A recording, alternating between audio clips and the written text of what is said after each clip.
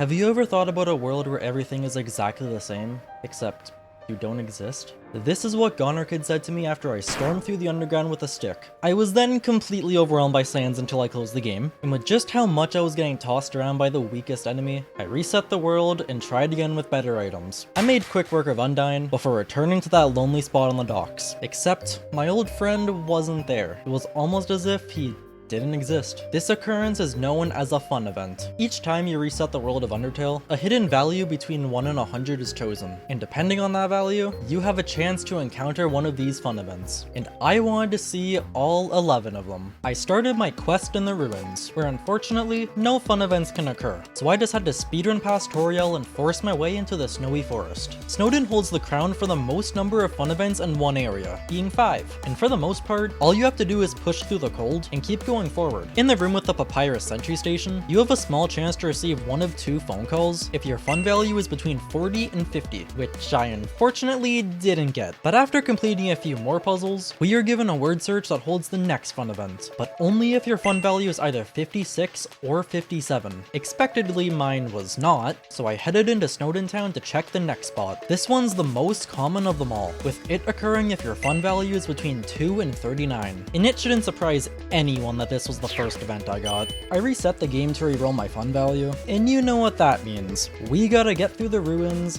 again. It doesn't take that much time, but when you consider the fact that encountering each fun events will get harder and harder every time, because, you know, it's a complete waste of time if you get the same event more than once, the ruins will become the most dreadful area in the game. But right now, I'm only thinking about which fun events I'll get next. The most probable outcome will be in Waterfall, but it doesn't hurt to check Snowdin's other events. I first returned to the Wrong Number Song room, since this will be your event in approximately 1/3 of your runs. I luckily dodged it this time, and my next task was to defeat Papyrus. All the way back at the start of Snowdin Forest, you can find the secret sound test room if your fun value is 65, but only after you beat Papyrus. And on top of the very specific number you need to roll to discover this room, there's also only a 50% chance for it to actually appear.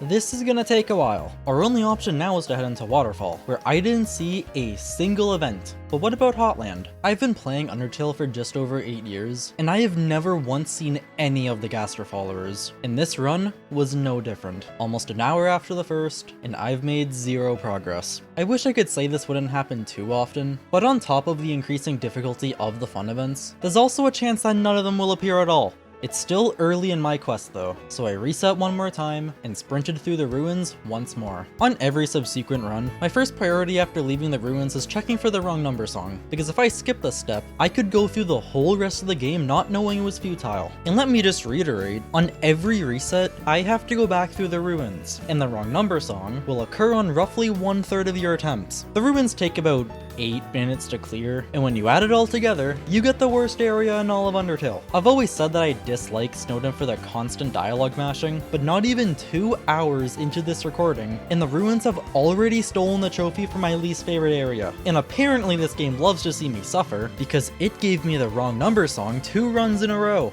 At this point, I switched the game's language to Japanese. It might not sound like a huge time saver, but every second you spend mashing through dialogue stacks, and in the long run, you will start to see just how much you spam the Z key in this game.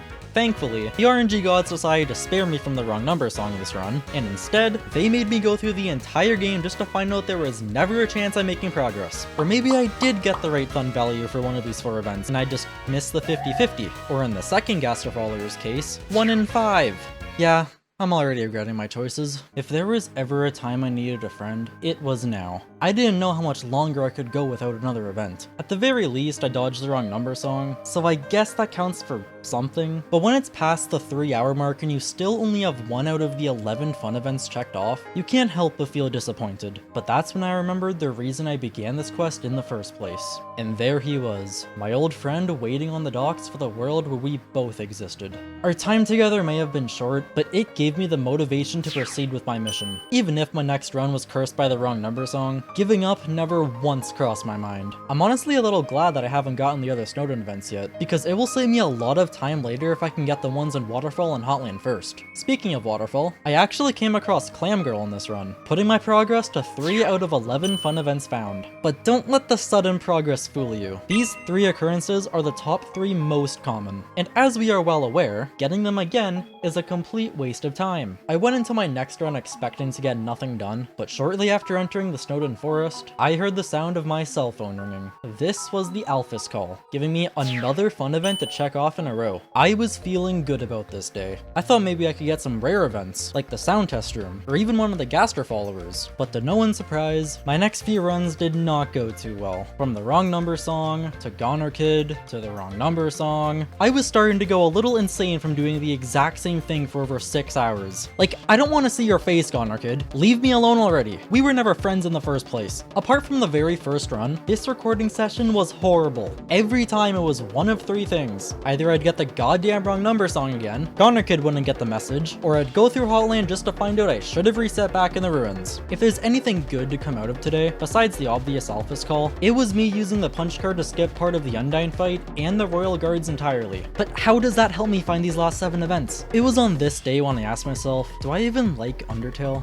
And in all honesty, I couldn't give an answer. I ended this day dreading the rest of the week, because I knew that every following day would be the same. And on the very next run, I made it all the way through Hotland yet again, with no progress being made. Reset after reset, and I found nothing new. Until around the 9.5 hour mark, where I picked up the word search in Snowdin, and finally experienced a new event, putting us to 5 out of 11. And just 20 minutes later, I got a phone call near the start of the forest. Only it was the one I had already gotten the day prior, so back to the ruins we go. It's one thing to get the common events multiple times, but getting the rare ones again just feels terrible. Like, imagine a timeline where I got Gaster Follower 2 8 times before I saw Gaster Follower 3 once. Still, this day was way better than the previous. In addition to Nightmare on the word search, I did eventually make up for the double Alphys call with the one from Sans, officially putting us halfway through the fun events. It sounds exciting at first, but these last 5 will almost certainly be the most time consuming of them all. We still need the fake hallway,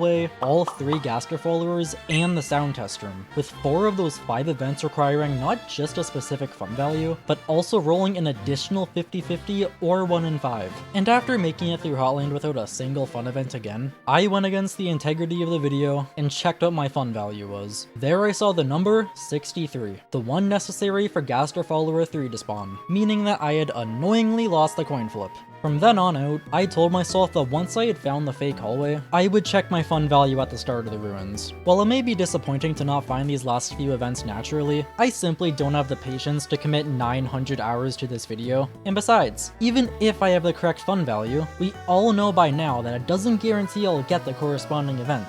The next day started off with a classic wrong number song, shortly followed by a Clam Girl sighting. While it's still super annoying to get these again, I can't say I wasn't expecting it.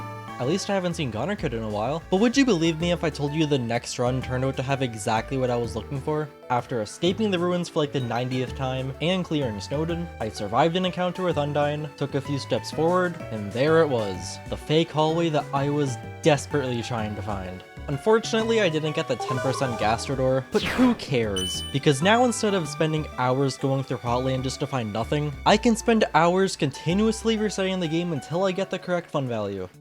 So actually nothing's changed at all. It took about an hour and 20 minutes before I finally got a run worth doing. My fun value was 65, giving me a 50% chance to enter the secret sound test room, and 20 minutes later, I was successful. It's honestly poetic that the 3 Gaster followers are the last events remaining. I began working on this video so I could experience the Gaster followers after 8 years of playing, and what better way to end my quest than with the very thing I was hoping to find the most. The first Gaster follower I had the chance to witness was Gaster Follower 3. After about 45 minutes, I reached the left side of Hotland's second level, and I lost the coin flip. Is this a lesson that gambling's a true waste of time? Next was Gaster Follower 2, and I had a good feeling this attempt would be a failure as well. And what do you know? I was correct on that assumption. But I didn't let that keep me down. I went into this day knowing it could be the last, and the thought of finally completing this video was the fuel I needed to keep pushing forward. Through Hotland's second level yet again, I took a deep breath, and checked another fun event off my list. 2 more to go. The following coin flip was Gaster Follower 1, which was a loss on my end. And wouldn't it be funny if the next attempt ended the exact same way? With the first Gaster follower not cooperating, I set my sights on Gaster follower 2 again. If I could just win the 1 in 5 right here, then surely I could win a 1 in 2 later. And against all odds, I had done it. One event remains. And I gotta say, the punch card was actually helping me out a lot in these last few runs. Any time save I could manage was crucial to not losing my sanity. And after taking a ride in the elevator, it was finally over. After 22 hours and 55 minutes of constant resetting, I had found all 11 fun events in Undertale. I returned to that lonely spot on the docks to reminisce on my journey, and there stood Goner Kid, waiting patiently for my return. You know, maybe we were friends after all, and together with my friend, I could finally give an answer on if I truly enjoyed Undertale. And that answer is yes. This game kickstarted my entire YouTube journey, and even if the day came when I grew out of it, Undertale will always hold a special place in my heart, and with one question answered, another arises. Was this whole quest worth it? Haha, absolutely not.